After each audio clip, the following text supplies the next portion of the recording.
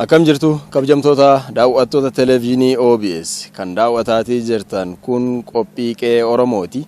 Qophii qe'ee Oromoo keenya har'aatiin gara Ba'a Oromiyaatti imallee amma kan argamnu magaalaa Naduubaa argitan magaalaa Dirra Dhawaa keessatti. Magaalaan Dirra Dhawaa akkuma biyya kanaatti seenaa hedduudha kan ishiin qabdu.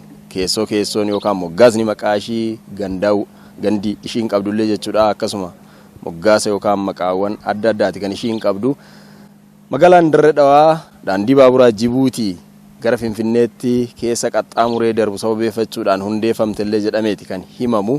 Egaa qophii qe'ee Oromoo keenya har'aatiin magaalaa Dirra Dhawaa isin daawwachiifna seenaa ishii haga tokko waan qoqqoranne isin biraan geenyannee yaanna. Hagadhuma qophii keenyaatti obsaan nufaana bu'aan bosonaa dheeressaatii qe'een Oromoo keenyaarraa magaalaa Dirra Dhawaa irratti fuulleffata. Waliin haa imallu.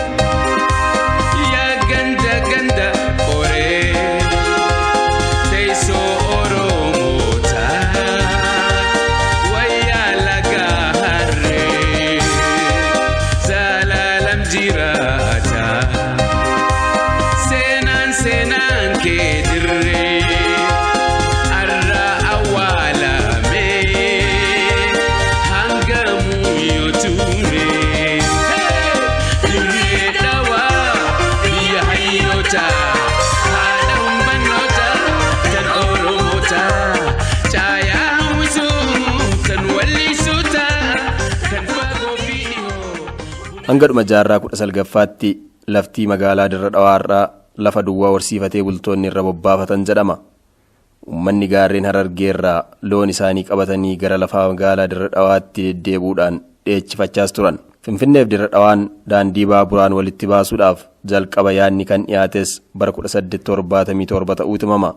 Yeroo sanagaa lafti magaalaan Dirra Dhawaa har'a irratti ijaaramte bosona keessi isaa bineensota hedduudhaan guutame ta'uu abuuraan biyya Firaansi tokko katabees ture. Mudde 19 duwwaa 2 daandiin baaburaa Dirra Dhawaa yoo dhaqqabu lafti duraan duwwaa turte boolii magaalummaa qabaachuu jalqabde.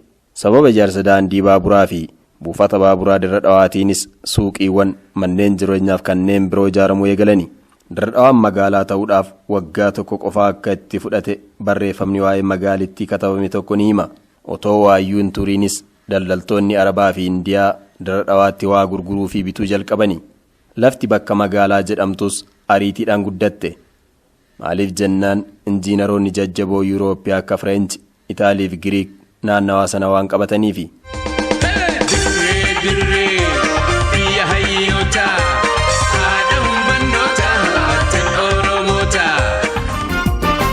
Harka wal qabannee magaalaa gabbuunee kooneel qaxxaamurree daldala irra baanee.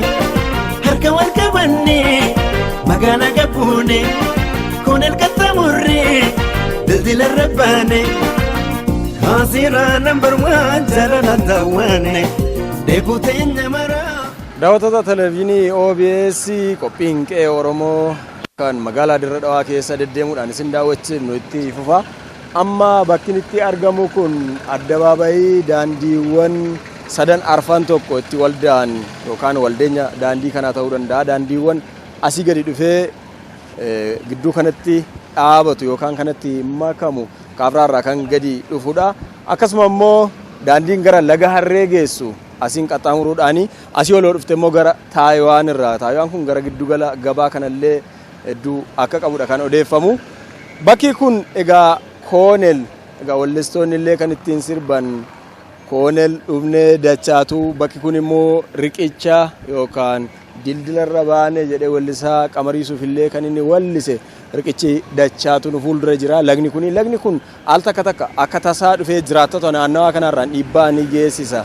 Galaana guddaa uumee jechuudha. Naannawaa bara 1998 akka lakkoofsa biyya kanaatti namoota hedduu lubbuun darbee ture. Lagni sun amma cirracha bona kana yoo ilaalanii ganna garuu al takka guutuudhaan balaa kan inni geessisudha. Kanaaf dildilarra baanee jechuudhaan kan weellifamellee dildi kun fuuldura kana kan jiru amma Koonel addabaabayii sanitti kan nuti argamnu. Qophiin qe'ee Oromoo itti fufaa ammas magaalaa Dirree Dhawaa sin daawwachiifna. Nu waliin turaa jenna. Harka wal qabannee magaalaa gabbuunee Koonel qaxxaamurree dildilarra baanee haasiraa nambar waan jaalala daawwanne deebuu teenya maraa laga Harree kunee cuunfaa burtukaana wal harkaa fuudhanne mangoo sollaafaanne waliin bashannanne. Daawwattoota televezyiinii OBS qophii qe'ee Oromootiin kan isin daawwachiisaa jirru magaalaa Dirree Dhawaa amma riqicha dachaatu as ceenee Kaziiraa seenneerra. Amma addabaabayiin argitan kun akkuma duuba argaa jirtan gaarii fardaati bakka kana kan jiru akka siidaatti illee kan kaamu. Egaa magaalaan Dirree Dhawaa duraan gaarii fardaa kanaan illee hedduu akka beekamtu agarsiisuudhaaf fakkaata. Addabaabayiin kun immoo kana fakkaata. Dirree jee nati dee garaan koosi malee tabira koosi toto. Kaziiraan immoo sirumaa warra Yuuroop qofaaf jiraachuun hayyamamte. Kaziiraan kutaa magaalaa Dirree Dhawaa keessaa tokko yoo taatu lammiilee Yuurooppii muraasni garuu lafa bal'oo jireenyaaf kophaatti dhuunfatanii irra jiraachaa turan. Boodarra lafa garii kireeffachuullee jalqabanii. Magaalaan Dirree Dhawaa yeroo jalqabaatiif bara 1928 mana barnootaas banatte. Bara 1928 immoo daandiin Dirree Dhawaa fi Harar walitti baasu yoo hojjetamu konkolaataan jalqaba gidduu isaanii kan deemte garuu bara 1929tti.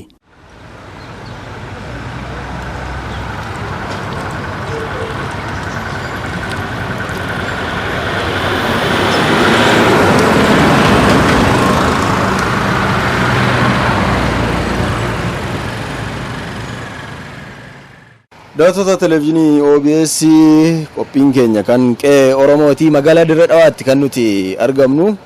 Magaalaan Dirree Dhawaa kun gaa hundeeffamuu ishiiti eegalee wanti duuba jiru daandii baaburaati. Daandiin baaburaa kun Jibuutii fi magaalaa kana gidduu wayitaa diriirfamu magaalittiin akka hundeeffamtu taateetti daandii baaburaa barbaacha jechuudha. Magaalaan Dirree Dhawaa kun bakka kanatti kan ishiin uumamte. Amma nu duuba argaa kan jirtan baabura hundeeffamuu ishiiti qabee magaalaan Dirree Dhawaa duubni ishii maal fakkaata kan jedhu akka siidaa ta'e jechuudha. Baaburri kun amma nu duuba dhaabataa handhuura magaalaa Dirree Dhawaa naannawaa Kaziiraatti kan inni argamu. Ammas qe'ee Oromoon keenya itti fufaa nu daawwadhaa isiniin jenna. Koonel qaxxaamurree dildilarra baane haasiraa nambar waan jaalala daawwanne deebuu teenya maraa laga Harree kunee cuunfaa burtukaana wal harkaa fuudhanne mangoo sollaafaanne waliin bashannanne.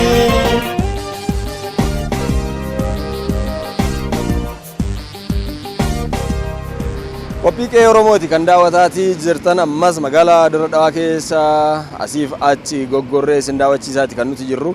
Amma immoo kan argitan na duubarra dhagaan koobilii yookaan koobilistooniin ijaarsa daandiitiif kan oolu biyya kanaaf dursitee egaa kan itti fayyadamuu jalqabde magaalaa Dirree Dhawaati. Magaalaan Dirree Dhawaa bara 1935 akka lakkoofsa biyya kanaati eegaltee dhagaa koobilii kanaan daandii hojjisiisuudha kan isheen jalqabde. Gara kaanitti illee dhiyeenya kana babal'atu magaalaan Dirree Dhawaa kanaan dursummaallee qabdi jechuudha.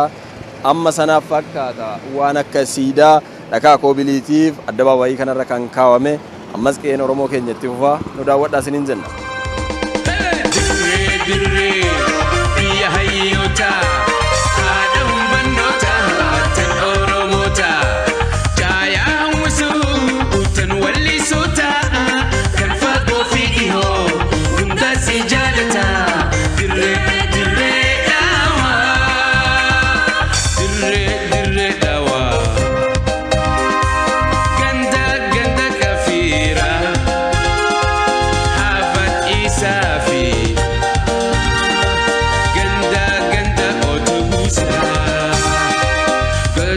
ibsituu aadaa.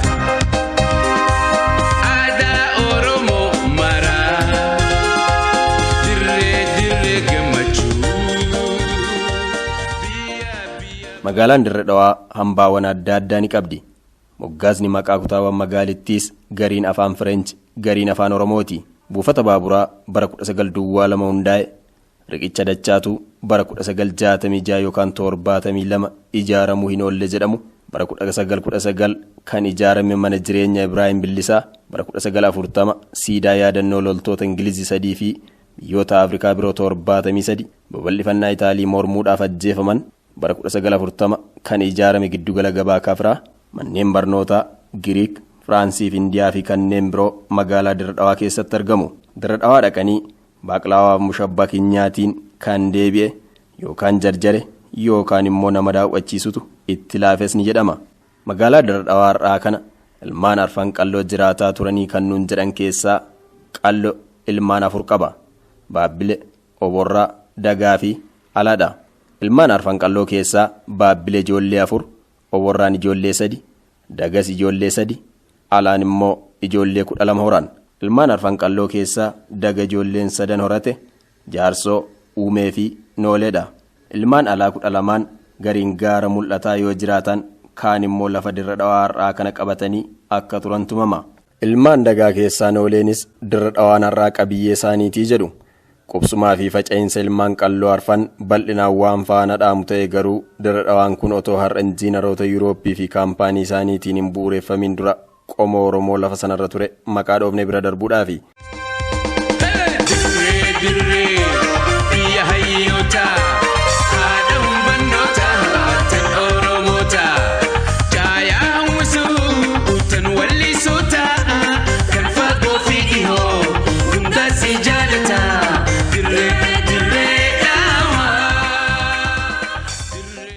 Mee waa'ee Dirree Dhawaa waan an argeef dhaga'e keessaa xiqqoo isinitti mul'ata. Qophiilee televezyiinii OBS tokko magaalaa Dirree Dhawaa kana keessatti hojjechuudhaaf kanan Dirree Dhawaa seene walakkeessa guyyaa gara sa'aa 6 natti fakkaata. Laga dachaatuu ce'een kutaa Dirree Dhawaa magaalaa yookaan Koonel jedhamtuun boqodhe.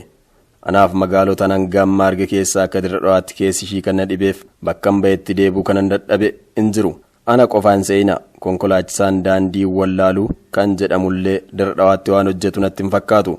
Konkolaachisaan OBS illee daandiin magaalaa Dirree Dhawaa bitaadhumatti gale. Manneef daandiin hundi wal fakkaata. Qalama keelloodhaan hundi dibamee balballi ijaarsaa hundi wal fakkaata. Dirree Dhawaatti nama bilbilaan argachuun waaree booda sa'a 8 eegaleeti. Maalii garri ganamaa hojjettanii nan gaafatiinaan isiniin jedha. Jiraattotuma magaalaa Dirree Dhawaa gaafadhaan jedha. Manneen nyaataa guyyaa sa'a 6 walakkaa hanga 7 hedduu muddamu tajaajilamtoota isaaniitiin. Sa'a 7 walakkaa eegalee garuu kaaffeen manneen nyaataa hundi duwwaadha. Kanas maaliif jettanii nan gaafatiinan jedha. Inni biraa turtii koo magaalaa Dirree Dhawaa keessatti na ajaa'ibe isiniif hin beeku malee guyyaa sa'a 5 walakkaa hanga 7 namni asis achis deemtan daandii irratti namoota wal lolu argitu. Garuu lolli isaanii wal buruqsanii walitti cecewuu otoo hin taane suutuma afaan ho'aan wal ifachuu kaan immoo dhiisiidhaaf gidduu galuutu mul'ata. Sa'a 7 walakkaa booda nama wal loluun argine. Garuu sa'a sana keessatti maaltu amal dhoowwe laata? Waan magaalaa Dirree Dhawaa keessatti arge gabaabsee kan man jedha.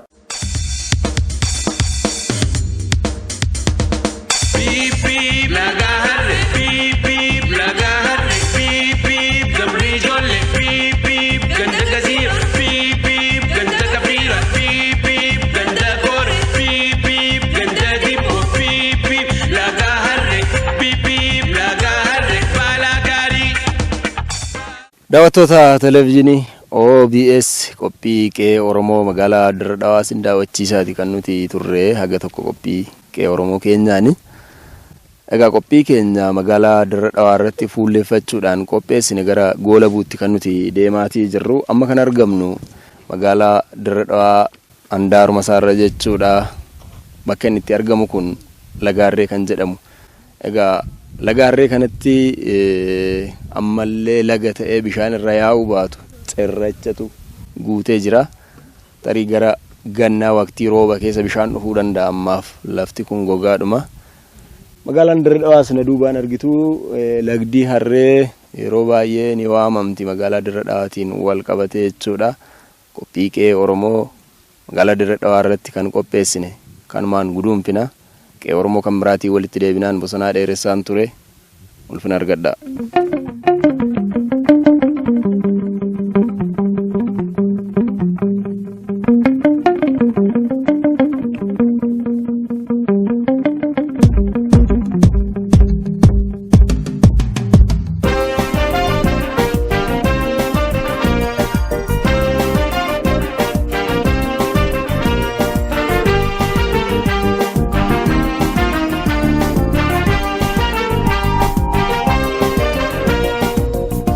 Saunike nimiawa jechi kanke kahalawa Saunike nimiawa jechi kanke kahalawa Namshi sawa sawa sawa ya beredu idrera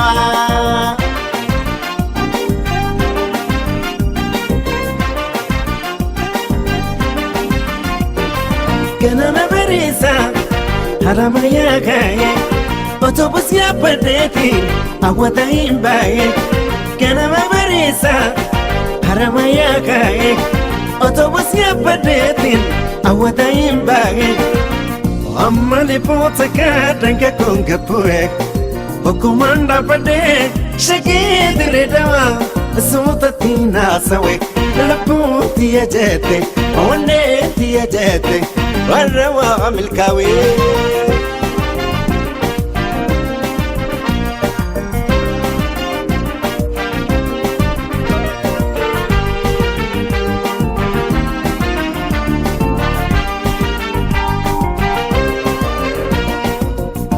Saunike nimiawa jechi kanke kahalawa Saunike nimiawa jechi kanke kahalawa Namshi sawa sawa sawa ya beredu idredawa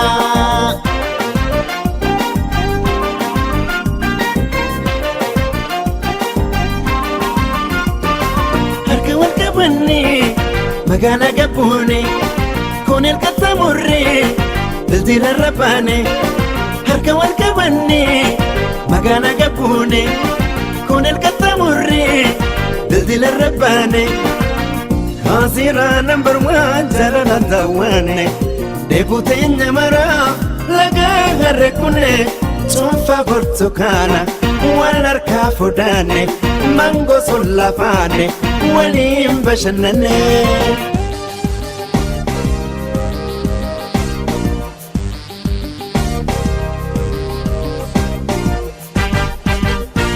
Dire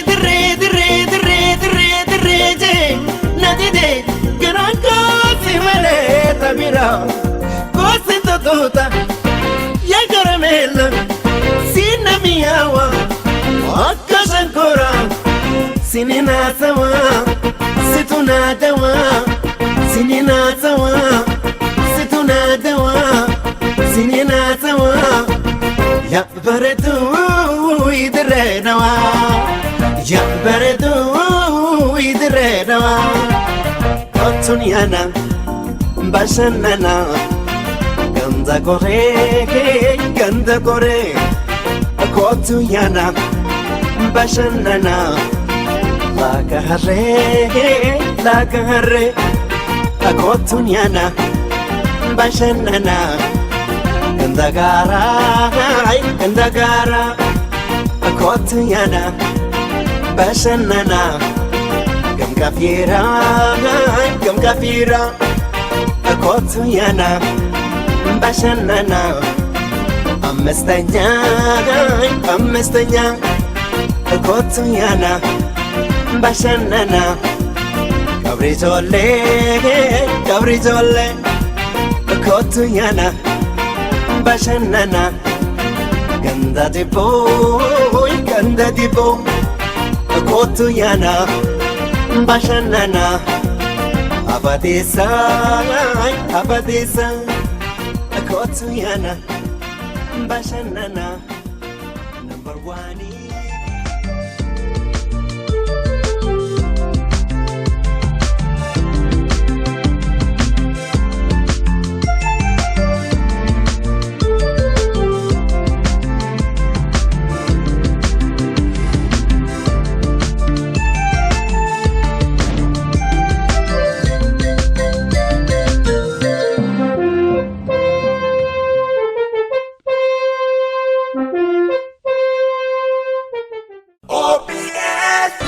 Oromia Broadcasting Service. OBS filannoo uummataa.